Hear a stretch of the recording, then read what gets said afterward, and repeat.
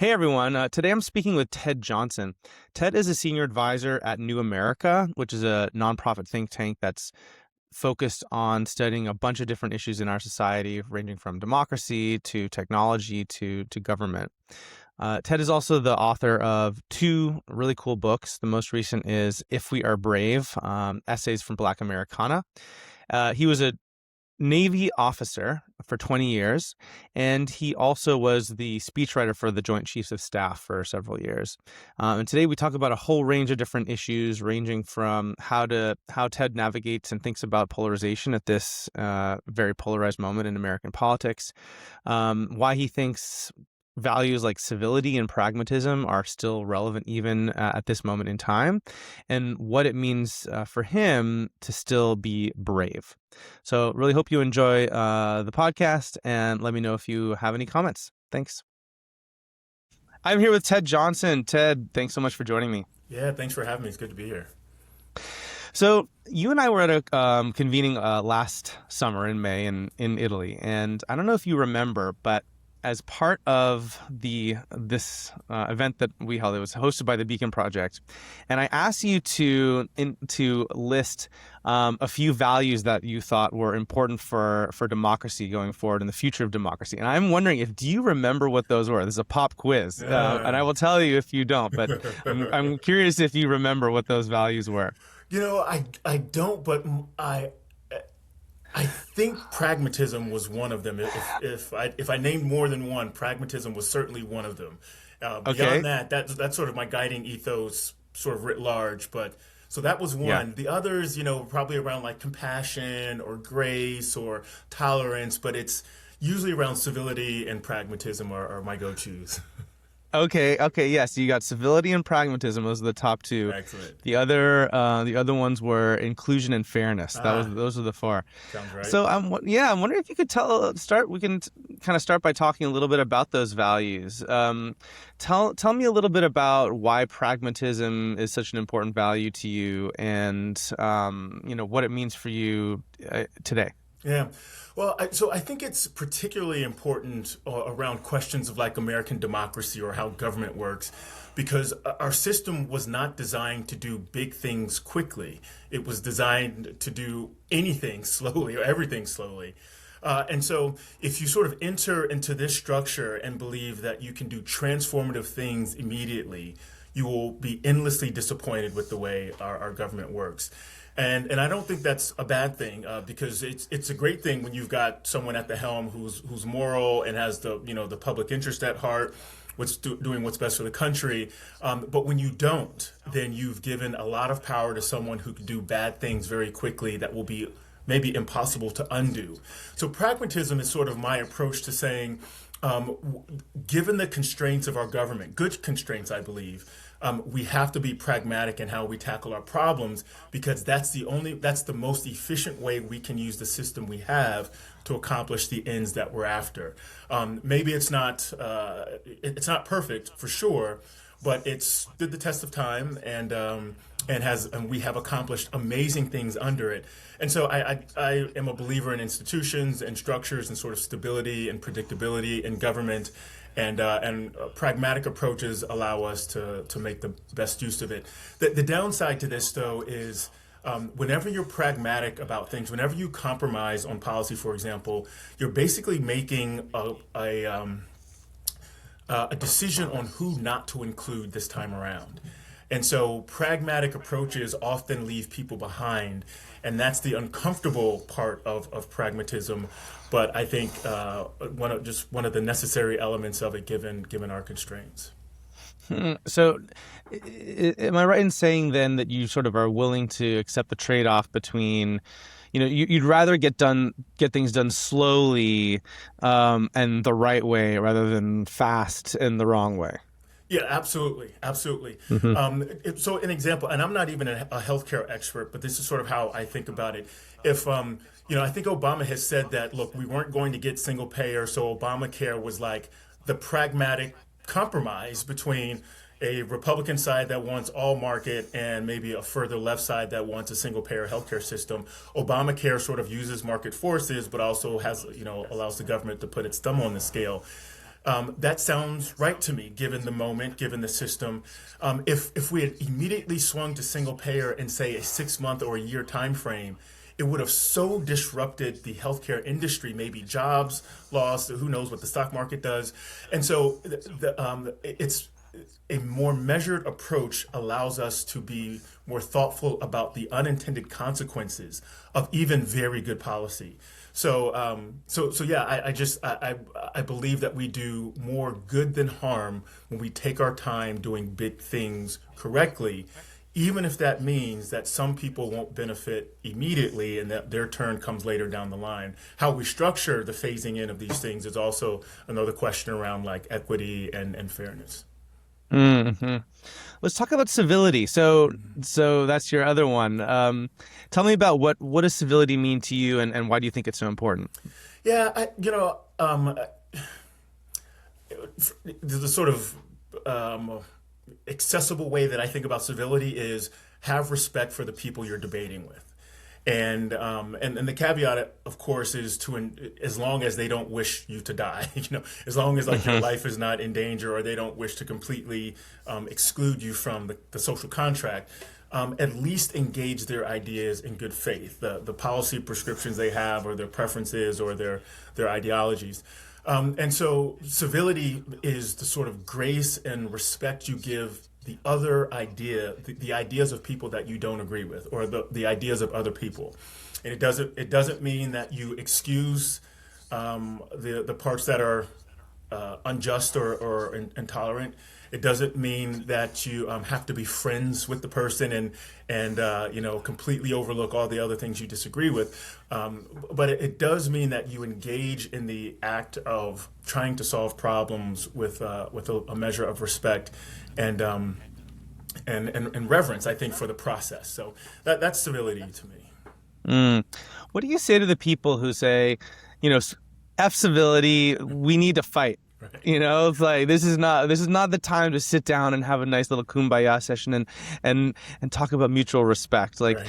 we gotta punch some faces. Like what do you say to people who respond that way about civility? Yeah, well, I mean, punch a face. Like get punched in the face and see how willing you are to sit with that person after it happens, or how willing that person is to sit with you. So Uh-huh. maybe you win the day, maybe you get your way, but now you've punched half the country in the face to make it happen. And then you expect, okay, now that the fight is over, let's all kumbaya around the table and make make America work for all of us. It doesn't have that way happen that way. So the way you engage actually sets conditions for what's possible after the engagement is over with. And if you come in guns blazing, the people that you now have to co-work the country with are not interested in working with someone who just kicked their ass. So the way you engage is very important to the kind of peace and prosperity and equity and all these things that you can realize post debate. Because if you spoil the debate with animus and violence and sort of a very hard-nosed insistence on being correct and getting your way, then the aftermath of it, no matter what the outcome is going to result in a more divided public, which will make governance and efficient execution of policy even more difficult. Mm-hmm, mm-hmm. Do you we're obviously in a moment right now in America, especially, excuse me. um we're in a constant state where we feel like we're ratcheting up the tension, and things seem to getting worse and worse, and people are more and more afraid, and there's a greater and greater sense of authoritarianism and overreach from the Trump administration. Do you Even now, do you feel as though those values have relevance, or have you, as you have been observing the ways in which our country has been evolving, have you felt as though other approaches might be necessary? Yeah, it's a good question because any given day, I feel more helpless than I probably should. As someone living in a democratic republic, I don't feel that the levers of democracy can help us get out of this moment tomorrow. I don't feel that the checks and balances in the republic will restore the country or improve the country by month's end. And so it's hard to believe in a set of values that don't make tomorrow demonstrably better for more people. But if we only consider our issues in the short term, then we end up being caught off guard or making things worse longer term. So I do believe it's important to have a sort of set of core values that you ascribe to no matter the set of conditions, that don't waver when things look impossibly difficult, because the whatever is happening today is not going to happen forever. There is going to be a world after a Trump presidency. There is going to be a world, where the global powers as they are today aren't what they are today. And so if you only cater your approaches and your ideology to tackle the moment we're in, then you find yourself, I think you'll find yourself caught off guard for the next moment. So adhering to a set of ideals and principles at least grounds you in how you approach the world, but it doesn't make it satisfying. And it doesn't feel satisfying to think pragmatically about the country. It doesn't feel satisfying to think about realpolitik. It doesn't feel satisfying to be pragmatic or sort of civil. But I do think it's necessary for just the long-term stability of the nation that we adhere to these things. That said, we still have to do things about we can't just stand by while the federal government shoots citizens in the face and allow nothing to happen. These land grabs for other sovereign nations or violating sovereign territory for law enforcement purposes with military Delta Force backing. Like, we shouldn't just say pragmatism will save us, civility will pull us back from the brink. But I don't think we abandon those values just because today is so catastrophic or so calamitous. I think we still have to stay true to those principles. Anyone asking me for advice on, so what do we do tomorrow? I have no satisfying answers. And look to our elected officials, protest, answer the phone when pollsters call to let them know how dissatisfied you are. I don't know, but but being a different person or being different people with different values doesn't strike me as the right answer. Yeah, yeah.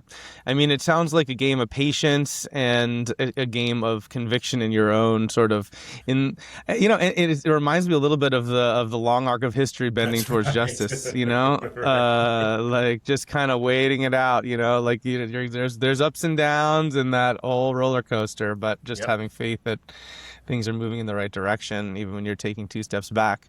Yeah. Um, you've written about this concept called moral patriotism, and I think it's a really interesting idea, and I'd love for you to share a little bit about what you think that means and what it means to you today. Yeah, I was thinking about this because of the killing of Renee Good in Minnesota. Like this month, it feels like that was maybe several weeks ago. It was like just a couple weeks ago. And how is it that an immigration agent in a state in the United States can kill a citizen while ostensibly looking for undocumented people and then face no penalty for doing so? In fact, the citizen is criminalized in the encounter, at least in the eyes of the administration. And so what kind of patriotism supports that? And the administration has essentially said this person was a domestic terrorist, and so the patriotic thing to do was to shoot them in the face, which is a patriotism that I do not ascribe to. But there is a version of it, uncritical patriotism, that essentially says the country can do no wrong. Anything done in the interest of the nation, even if it violates the nation's constitutional principles, is ultimately excusable or patriotic because the interests of the nation take precedent over everything else. And that's it's harmful, never mind unhelpful. Yeah. I think the version more people are sort of subscribed to, or at least believe there's a place for, even now, is a sort of constitutional or civic patriotism, which basically says we're a democracy, we have a republic, we have rules, we have laws, and as long as we believe in the strength of those laws and the structures and the values that sort of go into standing them up, and maybe it's not been perfect, but as long as we adhere to the theoretical way that these things are structured and the way they operate, that is the best kind of patriotism there is. How could you not be patriotic for the ideals in the Declaration of Independence or in the Constitution? But that relies on institutions that live up to the ideals that would make one want to be patriotic in such a country. And when the institutions fall short, then civic or constitutional patriotism loses its teeth because the very mechanisms we have faith in are not doing the things that we wanted to, or not behaving in a way that accords with our values. So a moral patriotism is one, at least in the United States sense, is one grounded in the values upon which the country was established, even if the founders themselves didn't live up to them, even if our institutions over the 250 years of our existence have never, or not completely lived up to them, or have lived up to them completely in spurts and then sort of receded, once the disaster passed. And moral patriotism doesn't care about circumstances. It's a first principles kind of patriotism. And in my view, if we can make our institutions align to those first principles, if we can make the nation and its interests align to those first principles, then we have a kind of enduring patriotism that doesn't excuse the nation's wrongdoings or shortcomings. In fact, it's incumbent upon moral patriots to call out the nation and institutions when they do fall short. And it also isn't, it's not afraid of change. So progress, the evolution of the Constitution, amendments, these are all worthy projects in a morally patriotic country because we are different people, the nation changes, technology changes, the world changes around us. But moral patriotism means our values, who we are in the world, doesn't change. It adapts to the circumstances. So for me, that seems to be the most enduring and the best moments of the country from its founding. Washington stepping away from power is a kind of moral patriotism more than civic or constitutional, because there's nothing in the Constitution that made him step away. He could have stayed until he died. Lincoln, Martin Luther King, whose holiday we just celebrated this week. These are the kinds of folks whose patriotism is enduring because they're not grounded in the moment or in sort of an undue reverence for the nation or its institutions. Yeah, I also think about, I think the part of what you're touching on, which I think really resonated with me, is this idea that, it is not, being patriotic doesn't always mean saying everything the country's doing is perfect. Like, being patriotic can mean seeking, as you said, seeking change, seeking to make the country better, and seeing the value in the original sort of ethos and principles that the country was founded on, and trying to make the country live up to those principles in a way that it's doing in a better way than it's doing right now. Right. Yes. So no, that term really resonates with me. So you recently wrote a book, well, I guess not so recently anymore, a couple of years ago now, called If We Are Brave, and it's a wonderful sort of examination of your own experiences as a Black man and grappling with some of the contradictions and the history of America. I'm wondering if you could tell a little bit about what does being brave mean to you, and why is that the term that you use to define sort of this perspective and narrative that you offered? Yeah, it's brave seemed, I don't know what about that word spoke to me, but it was a word that I wasn't hearing enough in our sort of political discourse. Folks, civility was a word we hear a lot of, and even sort of like being a good negotiator or like working across the aisle, pragmatism. Like these are words that are about helping the system work the way it's supposed to, sort of not making the country comfortable, but at least adhering to a set of rules that everyone believes are good. And govern the terms of debate and how we implement outcomes, etc. But brave, even courage, is sort of about like what you're willing to do when it's unpopular or perhaps put yourself in danger. But even courage doesn't necessarily have a moral component to it. You can be courageous in doing the wrong thing. The Maduro raid in Venezuela was very courageous. Whether you believed in the the policy or not, whether you thought it was the right thing to do or not. Brave to me, there's a moral component to it. There's something, it's more than just courage. It's more than just being willing to sacrifice yourself. It's about doing it for a good that's bigger than just your own interests.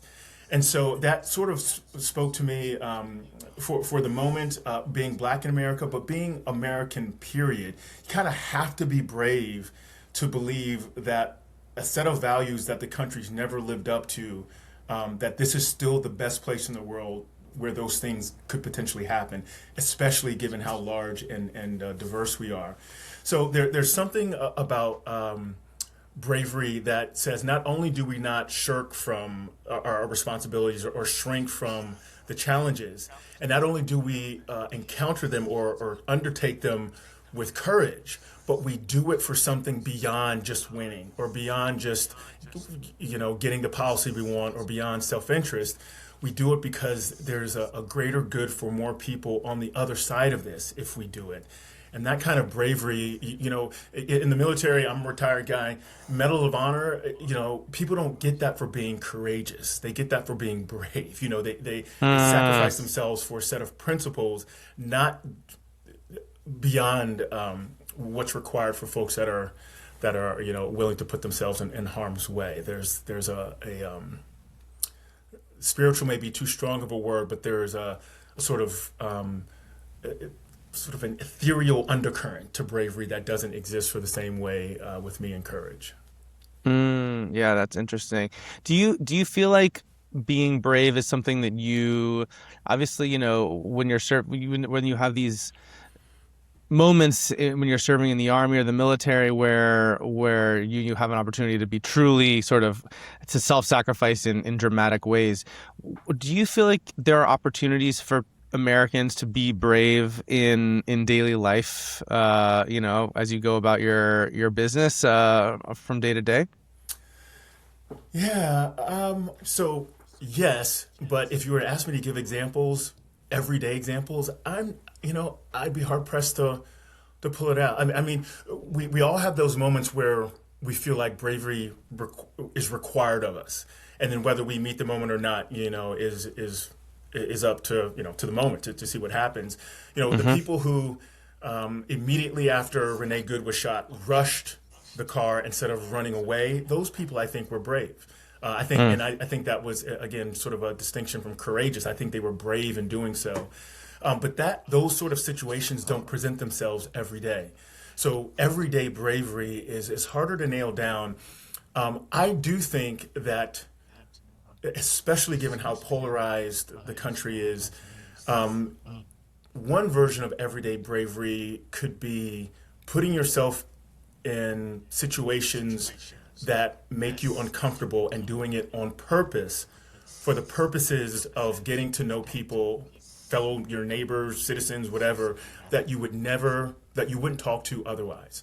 And so so that means, like, if you live in the suburbs and you do your grocery shopping at the local grocery store, driving another 15 minutes to a part of the county or town or city, whatever, that you don't live in, and where maybe you're not in the majority racially or sort of in a class perspective, whatever it is, and shop there, just to be exposed to people who are different from you, and not with any research question in mind, and not with sort of an ethnographic sort of approach to the country, but just to get to know the democratic strangers, a term Danielle Allen uses, the other people you share the country with, the voters that you see in polls, but that you actually don't know, you've never talked to, or you've never been in the meat aisle with them because they're so different from you.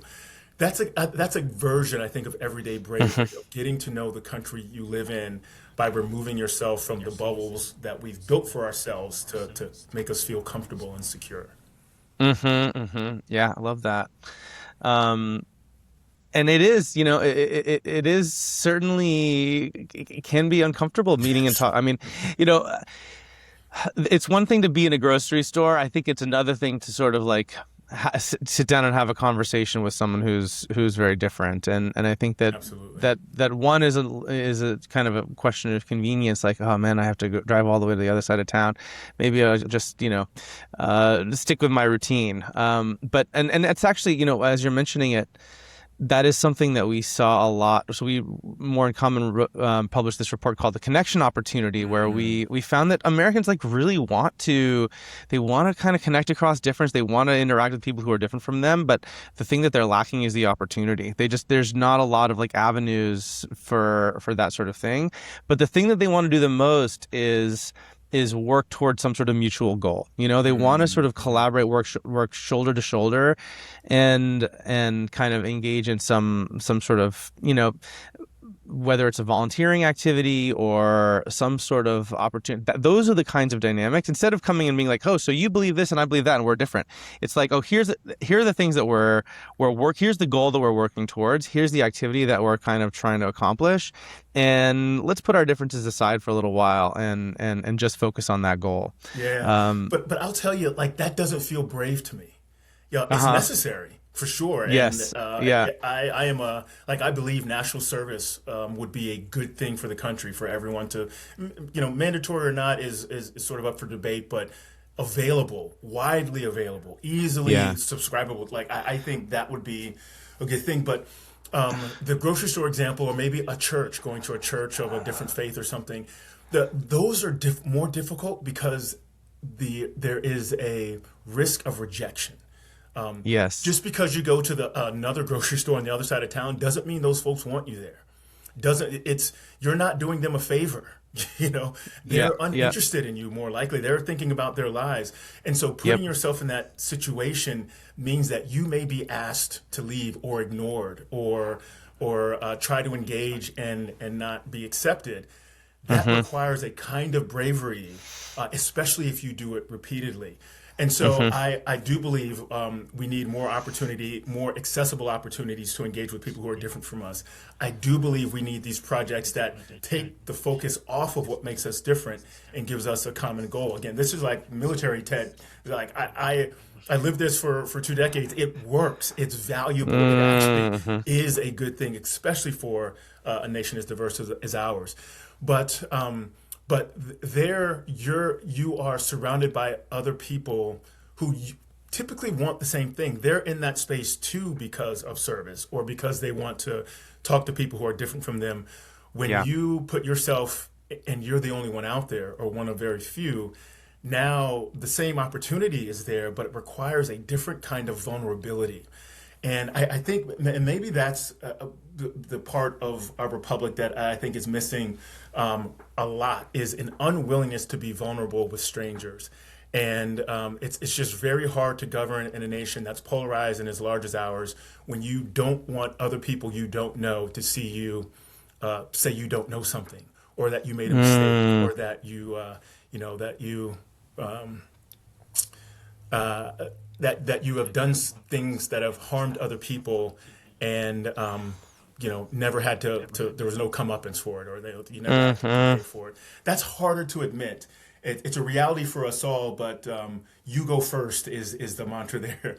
I'll be vulnerable with you once you're vulnerable with me, and you're more likely to either change the subject or go down the rabbit hole of animus than you are to repair in that kind of situation. Yeah, that's fascinating, as I think that we are at this point so focused on recriminations and saying this is, it's their fault, these are the things they're doing wrong. And it does seem intuitively plausible that first making that a peace offering that consists of being like, look, here's how we screwed up. Here's let me be vulnerable for a second, and let me Right. and let me hold up the mirror and look at where my culpability lies Hmm. in this. Can help to diffuse it. Although, it seems very unlikely and kind of absurd at this point in time, given how polarized everything is. But I love that as an image of what it might take to diffuse our tensions. Yeah. Yeah, it's tough. I mean, I'm a Gen Xer, and some of the language of Gen Zers, I'm not sure I have the language right. I would Mm-hmm. be, for example, I would be really hesitant to have a public conversation about like transgender policy, not Mm-hmm. because of any hatred or discrimination towards the people, but Mm-hmm. because I don't know if I have the right language to engage in it publicly in a way that would allow my ideas to be heard and not like I can't believe he used that word or I can't like that thinking is so old and antiquated we're beyond that because it's not Mm-hmm. the issue that I think about daily. I don't feel equipped to engage publicly on it because if Mm-hmm. you get it wrong, the chances of being mislabeled or stereotyped or canceled or whatever, you have to be willing to put yourself out there to have those conversations. And yeah, I have gone to the Federalist Society for example, to talk about affirmative action. I feel good about the topic. I feel good about my life experiences. I feel good about those people in the room. I pretty much know who they are, what their ideology are. So that is Mm-hmm. less a vulnerable space for me, even though we're on different sides of ideas, Mm-hmm. than a topic that I don't feel equipped to talk about because I don't have the Mm-hmm. language or the experience or way of showing folks I'm here in good faith. So I may say some words that will offend you, but it's not to offend you. It's because those are the only words I have. Yeah, that reminds me of another question I was interested in talking with you about is so Zaid Jilani wrote an article in the New York Times this week that was arguing essentially that Democrats are ill-equipped to combat the Trump administration because of the way that they have been associated with particular forms of racial politics. Mm-hmm. And that has actually made it more difficult for them to combat the kind of um, overreach that we're seeing on the Trump administration right now. I'm wondering how you think about that, especially with respect to your work, which is very sort of like, a lot of what you do is trying to get the country to see and grapple with some of the racial complexities of its history. And so I'm just wondering how you kind of think about that, whether you find that argument persuasive and how you think about it with respect to your own work. Yeah, it's a great article, and Zed was a fellow in New America's That's at 250 fellowship last year. So I was thrilled to see it in the Times, I guess yesterday or the Yeah. day before. Okay. Yeah. Yeah, yeah, and so it was an interesting article. I think it was a very persuasive argument. I think it probably runs the risk of being oversimplified by folks who don't give it the deep read that it requires by just saying, Hmm. "Oh, we can't talk about identity. This more of this colorblind America's fair to everyone if you just work hard, blah blah blah." And I don't think that's what he Hmm. was saying at all. And so the sort of distinction I make is he was, in my view, essentially saying for electoral politics, identity politics is not a winning strategy. And so, a decade or two ago, the mantra was that demographics is destiny. The country's changing. It's getting more people of color. It's getting younger. That inherently bodes well for Democrats who do better with people of color and younger folks. Therefore, all we need to do is ensure those groups are happy with the party and make sure that they turn out to vote. And then we basically win elections, and Republicans don't have a real way of stopping us. And that's just Hmm. proven to be not true. But in the doubling down on that electoral philosophy, it made identity politics maybe over prescriptive for policy proposals or agenda. So suddenly something like how do we get more black men out to vote for Kamala Harris becomes how are black men or black women or Hispanic men or women, Native Americans, whatever. However, how is any one group unfairly prosecuted by the American government? How are they excluded? How are they left out? All real questions, but different than how do we win elections? And the Mm. collapsing of those two things is satisfying because, well, my principles say that I should support equitable policy, and I only want parties that support equitable policy. But when the details of that equitable policy become how you try to persuade middle voters, I just don't know that that's a winning formula. And I don't think I'm saying it as well as I want to. But I think that article shows that this sort of goes back to my pragmatism being sort of central in how I think about the world. Hmm. You can't do any of the policies around equity or different identities that you would like to do if you lose elections. And if leaning into those identity politics for electoral purposes leads to you losing, then perhaps you should try a different electoral message to win office. Not change your positions, not change your ideology, but change your how you broach your positions with the public in a way that they see themselves in your policies and not they see how they're left out of your policies. Um, and I could sort of, I've got examples. Yeah, I worked for the Brennan Center for about 5 years before coming to New America. One of the things Trump did in his first administration was the First Step Act to sort of reduce federal prison populations. A good set of policies, a pragmatic policy, compromise for sure. It didn't solve a lot of the issues with the criminal justice system, but it did some very good things. And so, literally, there was a day where I was in meeting with senators, Democratic senators, Durbin, Kamala Harris, Cory Booker, talking about the merits of this policy, of this legislation, and we were talking in terms of racial justice. And then I met with Jared Kushner and some conservative groups, again, as a Brennan employee, at the White House to talk about the First Step Act, and racial justice never came up. It was about sort of second chance, the sort of there were some Christian groups there that were just sort of like people deserve a chance to sort of pay for their sins and be sort of what's the word I'm looking for? Not reborn, but sort of Rehabilitated. rehabilitated, right? Yeah. And then the other set of folks in the room were fiscal conservatives who note that it's very expensive to incarcerate people. Yeah. And so if you want to reduce the tax burden on states, on citizens, one of the ways is to reduce your prison population. And so they were interested for those purposes. And so in one room, it's all racial justice. In the other room, it's all fiscal conservatism and sort of Christian principles.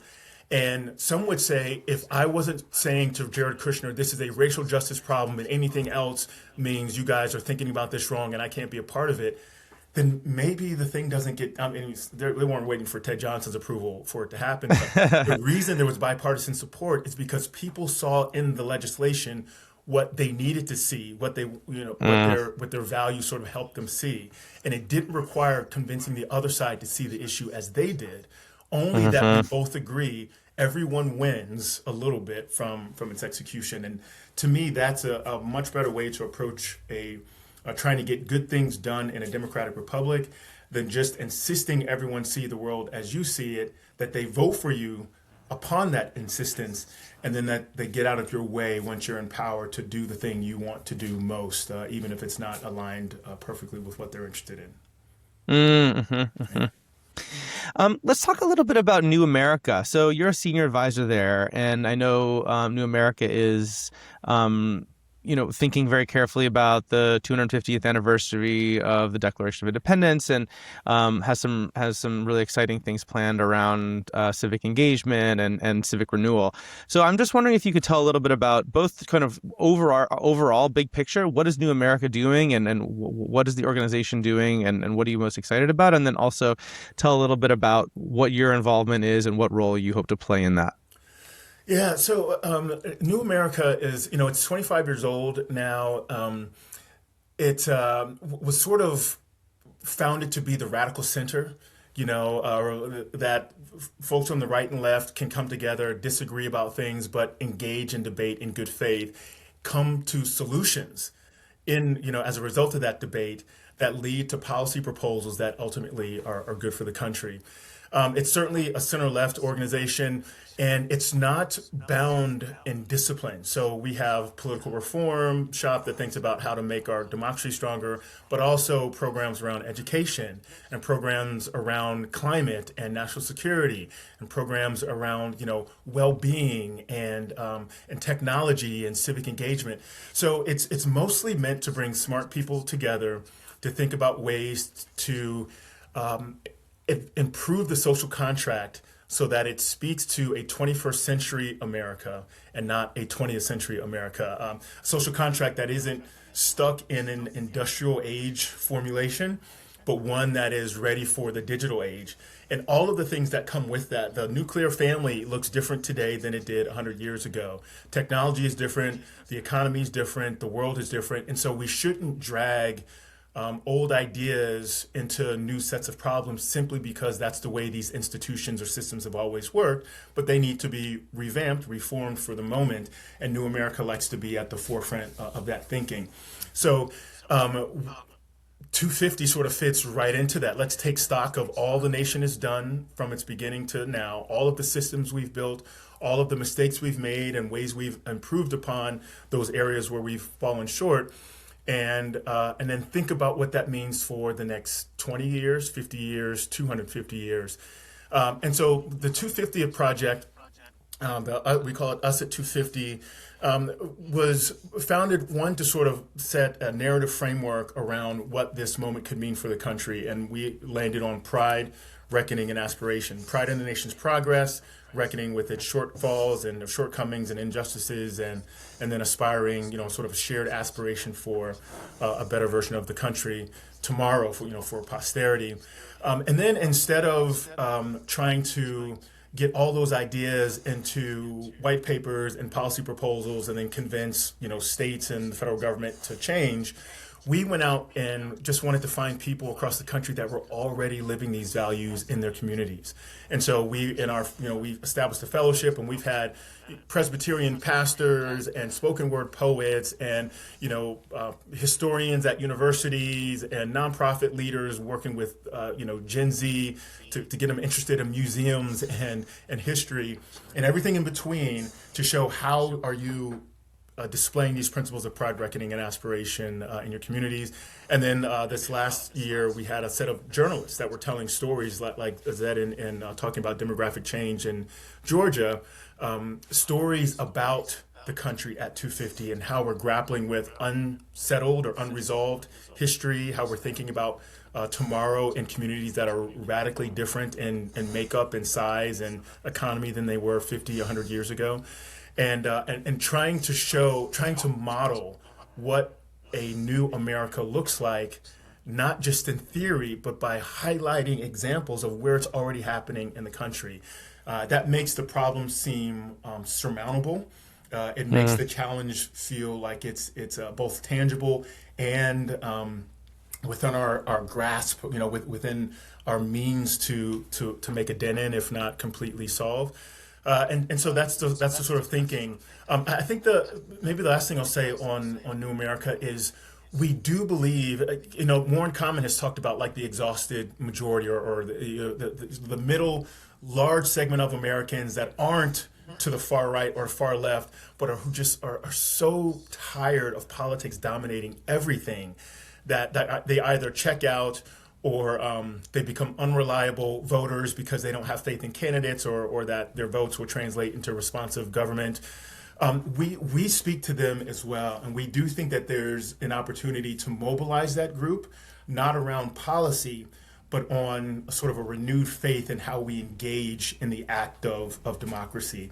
And for me, that speaks to the cultural aspects of democracy that are just as necessary for a better America as the sort of institutional reforms that are required, as well as ensuring that things are constitutional and that we have some reverence for the system as it was designed. Is that sort of like narrative building? I mean, when you're talking about speaking or appealing to the exhausted majority, is that what does that actually look like? Does that look like sort of movement building? Does it look like narrative building? Does it look like convenings? I'm just curious, sort of like what practically speaking that looks like. Yeah, it's all of it, and anyone that tries to do all of those things can't do all of those things well because they're such big undertakings. But yes, it is narrative, how we talk about the country, what stories and mythologies are sort of seated in the American identity going forward, and instead of just sort of these brilliant, enlightened men in the 18th century fashioned this system that no other people in no other time could have ever come up with. Like it's, Mm, so it is narrative. Narrative strategies. It is convenings. We do believe you have to get people in physical spaces together. It's not mm, enough to do Zooms. It's not enough to only share papers and things. You have to get people in the room together, and ideally, routinely, and not these sort of one-offs.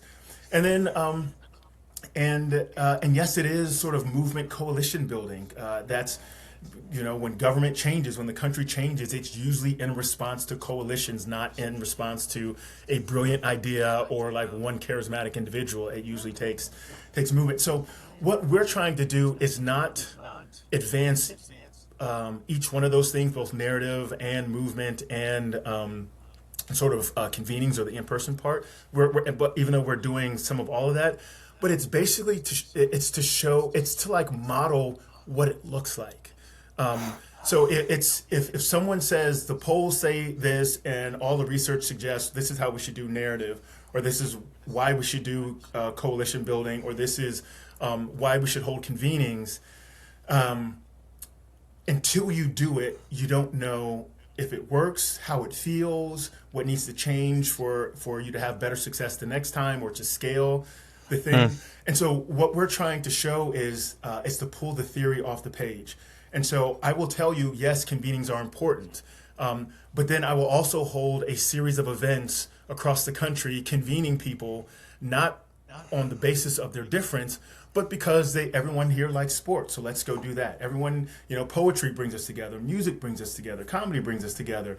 So let's leverage those cultural aspects to get us all in the room together. And the being together is proof that we can. mm, And so it's folks don't walk into an NFL game with a MAGA hat on, or vote blue on their T-shirts unless it's election season or something. They're usually walking into the stadium with the team they're rooting for. And so it's not that the fact that they're MAGA or a Democrat or whatever doesn't matter. It's that identity isn't important to the moment, and you're able to build connection with people that you wouldn't be able to otherwise if we showed up with our identities sort of, plastered across us. Some things on gender, on race, just the ontology of those things means you can't hide them. mm, But they're not primed when we're there to do other things. And so we believe in the convenings. We believe in bringing people together across difference. Our fellowship sort of is evidence of that, events that they've held. We believe in the narrative importance, and I write. We invest in writers and journalists to get the story of the country out. But those stories are usually about people overcoming the local instantiations of the national problem. And for us, the modeling of how to engage is as important as any one of those pillars that are necessary to move forward. So, I don't know that you could scale what us at 250 is doing, but our point is it's already scaled. It's already happening. It's just not being foregrounded enough in the national discourse, and we hope to be one of many that are showing it. Not only can it be done, but it is happening. yeah, yeah. Thank you. No, that's super exciting.